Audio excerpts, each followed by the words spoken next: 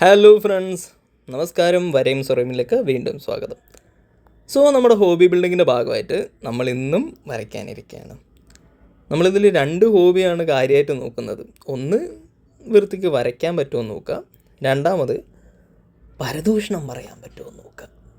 അല്ല, ഇതെങ്ങനെ പരദൂഷണമാവുന്നത്? ഞാൻ എൻ്റെ ഭാര്യേനെയും കൂട്ടുകാരെയും കുറിച്ചൊക്കെ ഉള്ള ചെറിയ ചെറിയ കുറ്റങ്ങളും കുറവുകളും ഞാനെന്തോ വലിയ മാന്യനെ പോലെ ഞാൻ ഇവിടെ വന്ന് പറയുന്നു. അത് തന്നെയല്ലേ ഈ സ്റ്റാൻഡപ്പിൻ്റെ ആൾക്കാരും ചെയ്യുന്നത്. അവർ സ്റ്റേജിൽ കയറി ചെയ്യുന്നു, ഞാൻ ഓൺലൈനിൽ യൂട്യൂബിൽ പറയുന്നു. അപ്പോൾ പിന്നെ ഇതും വലിയ കുഴപ്പമില്ലാന്ന് തോന്നുന്നു. ഞാനതിനെ പരദൂഷണം എന്നൊന്നും വിളിക്കുന്നില്ല. ഞാനും സ്റ്റാൻഡപ്പ് പോലെ എന്തോ ഒരു സാധനം ഓൺലൈനായിട്ട് ചെയ്യുന്നു. അപ്പം ഇന്ന് എൻ്റെ രണ്ടാമത്തെ ഹോബിയുടെ ഭാഗമായി എനിക്ക് പറയാനുള്ളത് ഒരു കൂട്ടുകാരനെ കുറിച്ചാണ്.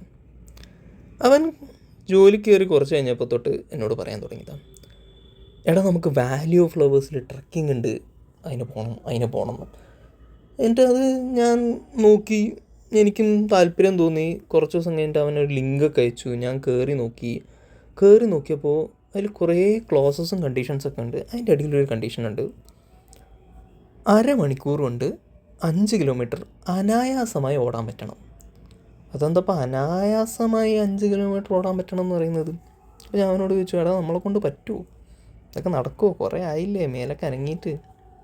അപ്പം പറഞ്ഞു, ഈടാ ഇതൊന്നും വിഷയമുള്ള കാര്യമില്ല, ഇത് വളരെ സിമ്പിളാണ്, നമ്മൾ വിചാരിച്ച വാലി ഓഫ് ഫ്ലവേഴ്സ് അല്ല, അങ്ങ് എവറസ്റ്റ് വരെ കയറാൻ പറ്റുമെന്ന് പറഞ്ഞ് ഫുൾ പ്രചോദനം. പിന്നെ കാര്യത്തോടെടുത്തപ്പോൾ എനിക്ക് നല്ല പേടി വന്നു. ഞാൻ ആ വഴിക്ക് പോയില്ല. ഇവൻ എന്നാലും ഓക്കെ, ഒറ്റ മൈൻഡ് എന്ന് പറഞ്ഞ് അവൻ ഇറങ്ങിപ്പോയി.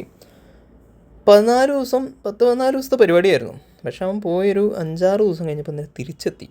അപ്പം ഞാനോട് ചോദിച്ചു, എന്താടാ എന്ത് പറ്റി, പരിപാടി നടന്നില്ലേ, അവിടെ മടേൻ്റെ വല്ല പ്രശ്നങ്ങളൊക്കെ ഉണ്ടായിരുന്നോ എന്നൊക്കെ ചോദിച്ചു. അപ്പം പറഞ്ഞു, ഏടാ അങ്ങനെയൊന്നുമല്ല, അത് അവിടെ പോയി കഴിഞ്ഞപ്പോൾ ആ ആൾട്ടിറ്റ്യൂഡിൽ ശ്വാസം കിട്ടുന്നില്ല. പിന്നെ കുറച്ച് കഴിഞ്ഞപ്പോൾ തലയൊക്കെ പെരുത്ത് ബോധമൊക്കെ പോയി, വായിന്ന് പതയൊക്കെ വന്ന് അങ്ങനെയൊക്കെ പറഞ്ഞു.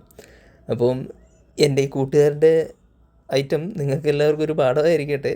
അവനവനെ കൊണ്ട് പറ്റുന്നത് മാത്രം നോക്കുക. ഇൻസ്റ്റാഗ്രാമിൽ കാണുന്ന എല്ലാം നമ്മൾ ചെയ്യണമെന്ന് നിർബന്ധമില്ല.